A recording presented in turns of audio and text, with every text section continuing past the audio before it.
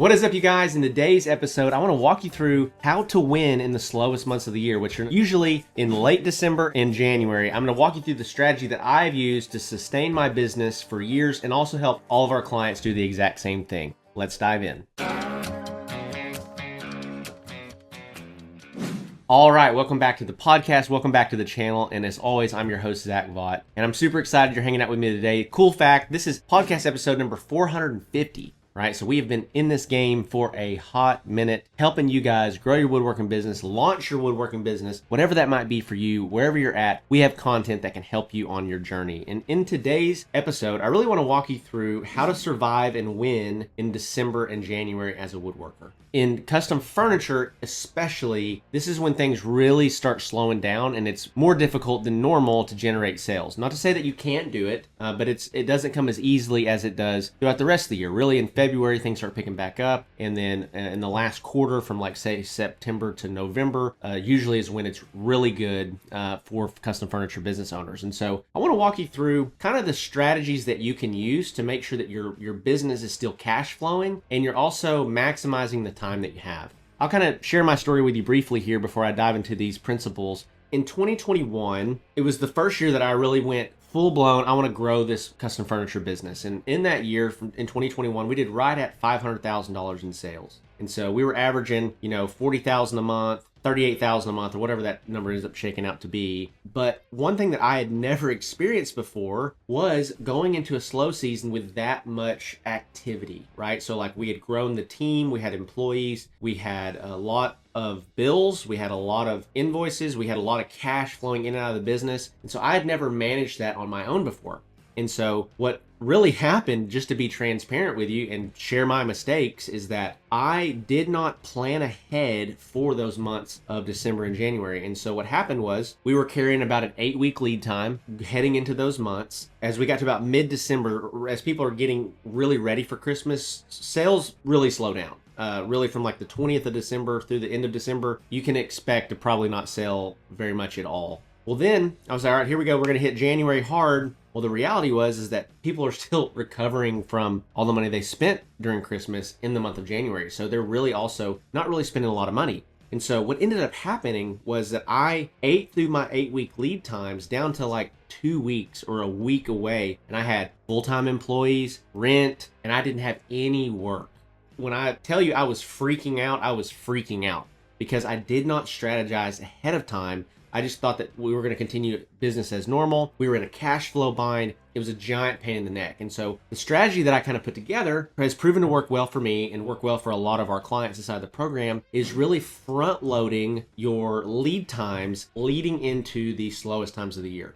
What that means is I want to sell really aggressively from that September to, late November, early December standpoint. And so heading into the following seasons, what we ended up doing was working up to about 14 to 16 week lead times, which I know sounds crazy. But then what we would do is we would anticipate a drop in sales the middle of December, but then we would start hiring on temporary holiday seasonal help inside of the shop. And so what that would do is it was allowing us to get a lot more out of the shop. And so we weren't going to be able to cash flow the business with sales in the same capacity that we normally did, but we made up for it with production. And because we built out longer lead times, we marketed more aggressively, we pushed more aggressively in that final quarter of the year, I was able to go from 14-week lead times back down to about 6-week lead times heading into February, which was perfect to start marketing again more aggressively and get back in a swing of business as usual. Hey, I interrupt this video to let you know this video is sponsored by Jobber. It's, in my opinion, the #1 tool that you should probably be implementing in your business if you want more systems in your business. Listen, most woodworkers, most custom furniture guys are flying blind all the time as far as where are all my leads at? Where are all the quotes that I've given out? Where am I at with the follow-up process? How can I schedule and get ahead of things, right? How can I collect payments? Like, there's so many nuances to running a business. And instead of having 10 different softwares that do 1,000 different things, you should get one all-in-one software like Jobber that's going to help you do all of the things that I just mentioned and more. So if you're looking to get more systemized inside of your business, be sure to check out Jobber. You can click the link in the description below, get a free 14-day trial, and then get a discount for your first several months if you use my link. And so with that, let's get back to the video. I know some of you guys that watch this channel are custom furniture makers, but a lot of you guys are just woodworkers. You're building all kinds of different things. And so how does this work for you, right? So I want to give you a quick summary of what I just told you. So number one is give yourself a longer runway for building a backlog. So build a bigger backlog, market more aggressively leading into these slower months. That's the first strategy, and that's the one that I have always used inside of my custom furniture company. Number two, adopt and implement smaller items, gift items. Right? So one of the things that I know about every shop that I've ever had is that we have a stack of cutoffs that just grows over the year, right? And we have all this extra wood, all these cutoffs, all this stuff that is just waste, that is just sitting there not making anybody any money. So if you are slowing down in the holiday season, one of the things you can do is pivot from custom furniture in a short season to smalls, gifts, cutting boards, charcuterie boards, things like that are going to be easy to make. You could streamline processes for, get those scraps that have been sitting in the corner and aren't making you any money. You could turn those into profitable projects, and it could cash flow you as well. And then the third one here, which is a really great option and also helps diversify your business. It just takes a lot more capital and a lot more time investment, but that is to actually switch from focusing on retail sales to wholesale.